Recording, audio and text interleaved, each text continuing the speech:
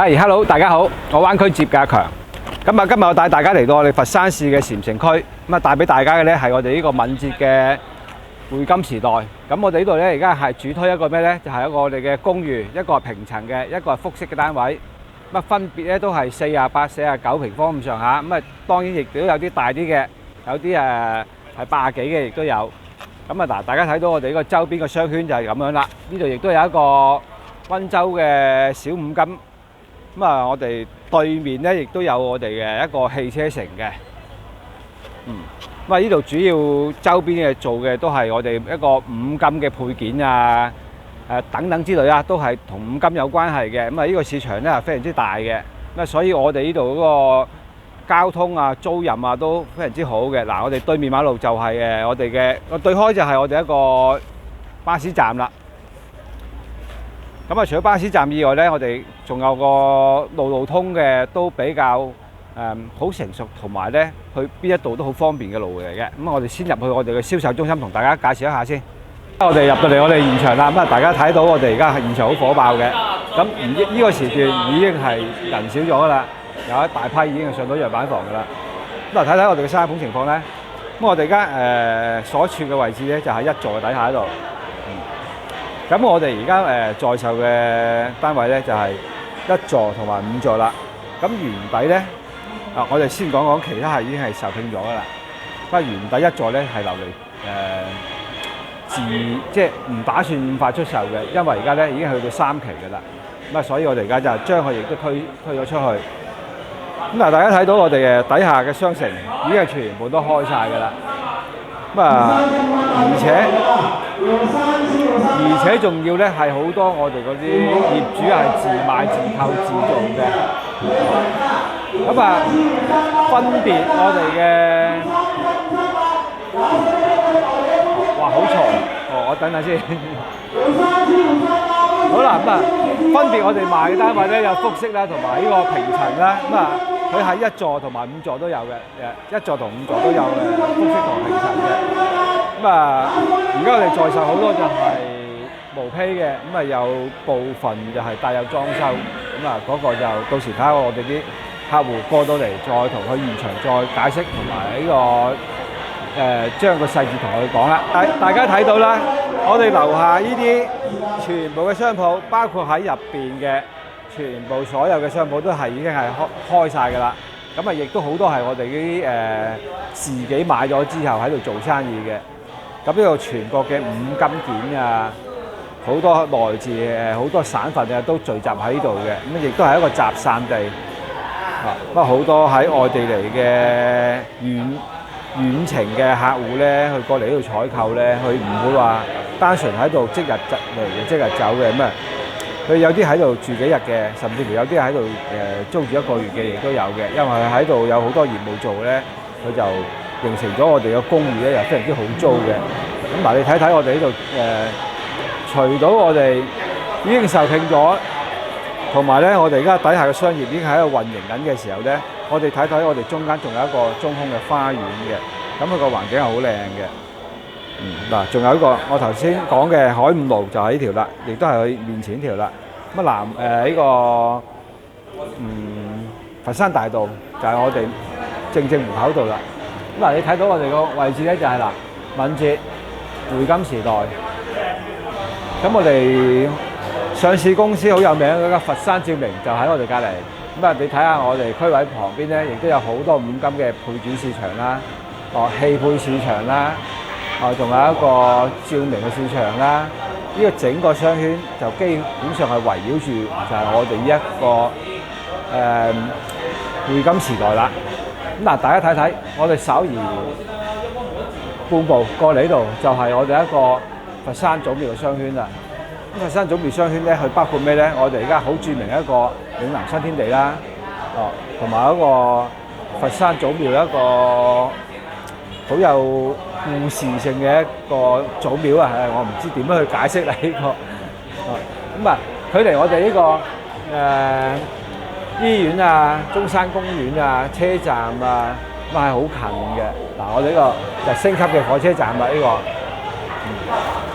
仲有我哋嘅依邊嘅位置咧，就係我哋嘅桂城啦。桂城亦都係我哋千燈湖一個商圈嚟嘅，亦都係我哋禪城一個佛山一個比較重要嘅金融區嚟嘅。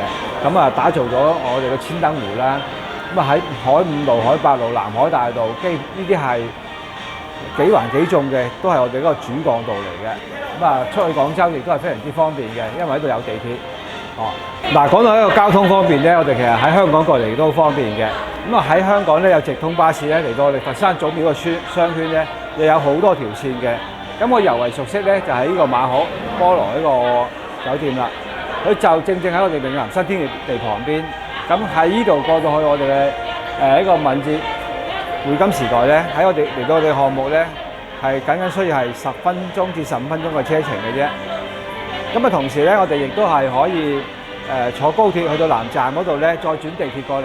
地鐵而家又已經有好多條線㗎啦。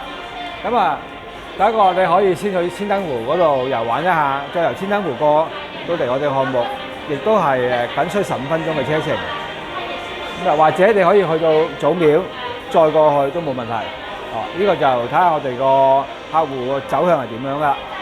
嗱，我哋而家就喺我哋個商圈呢度，大家睇到啦，已經開晒㗎啦。咁啊，因為咧而家又比較晏啦，咁啊有啲鋪頭咧都開始收工啦。因為今日現場亦都比較多人。咁啊，大家睇到我哋呢度有幾間公司嘅，佢係做託管去反租嘅。咁啊，有大概係1200、1300、1400蚊都有嗰個反租嗰個租金。咁啊，大概呢度係有8、9樓咧，呢兩層咧係帶有裝修嘅。咁啊，40幾方嘅面積咧，大概係32、3萬到啦。咁啊睇你坐向啦。咁啊有啲多少出入咧，就到時喺現場嗰度同大家去解釋。咁啊其他咧就有啲係毛坯，咁啊需要自己去創作個想像空間嘅。OK，咁啊睇睇我哋呢度現場仲有好多鋪面，嗱都係做呢啲五金啊、切割啊，同埋呢個嗰啲配件。咁啊頭先我同大家都講過，呢度全國各地咧都係好多過嚟呢度採購嘅，咁啊所以佢嗰個返租率係比較高嘅。而家我就帶大家嚟到我哋呢個樣板房嘅樓下啦。咁啊而家我進入去呢個通道就係我哋大堂啦，亦都係我哋敏捷匯金時代一個大堂嚟嘅。嗱，呢度做得好企理㗎，呢啲信箱已經全部都已經係做好晒㗎啦。咁啊，當然而家信箱都唔係好起作用㗎啦，啲人都用微信㗎。嗱，我哋入大堂嘅時候咧，亦都係有一個安全嘅一個系統喺度嘅，有密碼啦、鎖匙啦，同埋呢個開門卡啦。嗱，大家睇到呢度啦，啊，燈湖西雙商圈、雙地鐵啊、3地鐵啊，都比較綜合嘅。乜電梯咧都有幾條。好，我哋先撳一撳上去樣板。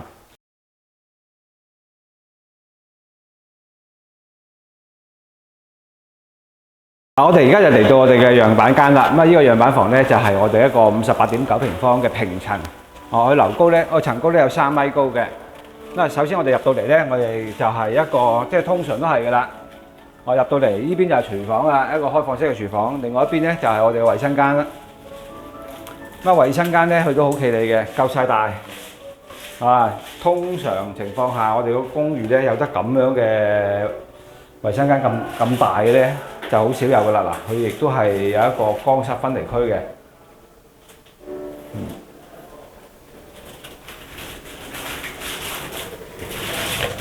咁啊好啦，出到嚟呢度咧，嗱放眼望落去咧，我哋呢個就係58.9平方嘅一個平層。咁啊呢度做咗一個辦公區。而家我哋地處嘅位置咧係19樓，唔係15樓，唔好意思講錯咗，係15樓。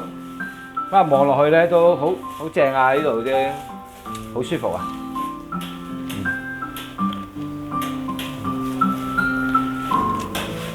嗱，呢個就係平層嘅位置啦。咁啊大細大家都睇到啦。咁如果你係需要商嘅，就好似而家咁樣。做一個辦公區，如果你需要住嘅，亦都可以喺度做個房間嘅，咁啊好企理嘅呢啲位置都。咁好簡單，我就介紹到呢度啊，呢個單位。嗱，而家我哋帶大家嚟到我哋睇一睇我哋個樣板間啦。咁呢個咧，我哋呢個產品咧就係一個58.9平方嘅一個複式單位。佢樓層高咧係4米半嘅。咁嗱，我哋入到嚟咧，通常情況下都係一邊就係開放式一個廚房，另一邊就係我哋呢個洗手間嚟嘅。呢個廚房其實睇落去都好大。呢度有一個儲位啦，我哋就裝飾咗佢之後咧，然之後呢度有一個平台櫥櫃，呢度放冰箱嘅。我哋呢一邊咧就係我哋一個衞生間啦。呢個衞生間咧就配置咗我哋呢啲樣板喺度咧，我哋睇落去咧就好舒服嘅。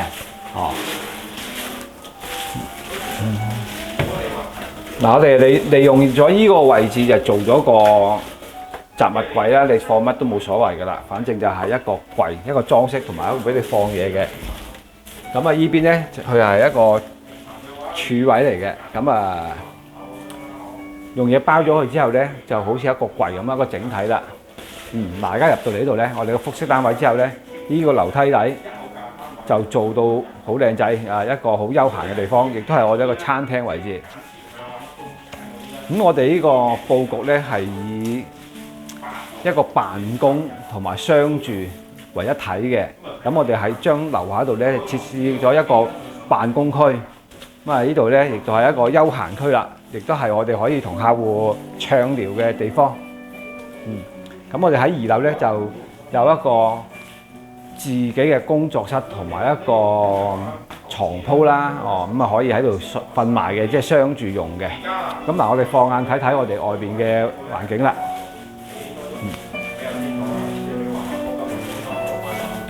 我哋呢度雖然係15樓，但係咧望落去都係個視野好廣闊。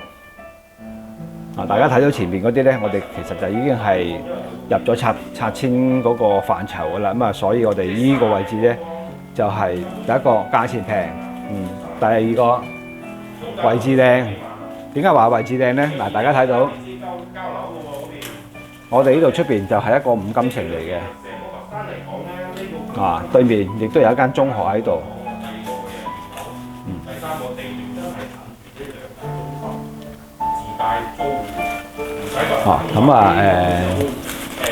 我哋呢個樓層高你睇到啦，係4米半。然之後咧，我哋呢度係做咗個中空嘅。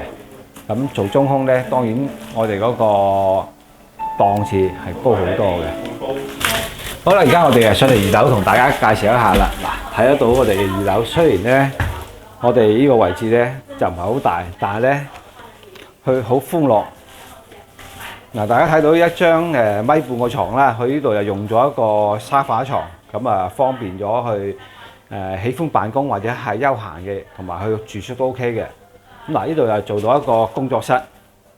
工作室咧好開揚，對住我哋外邊個窗台。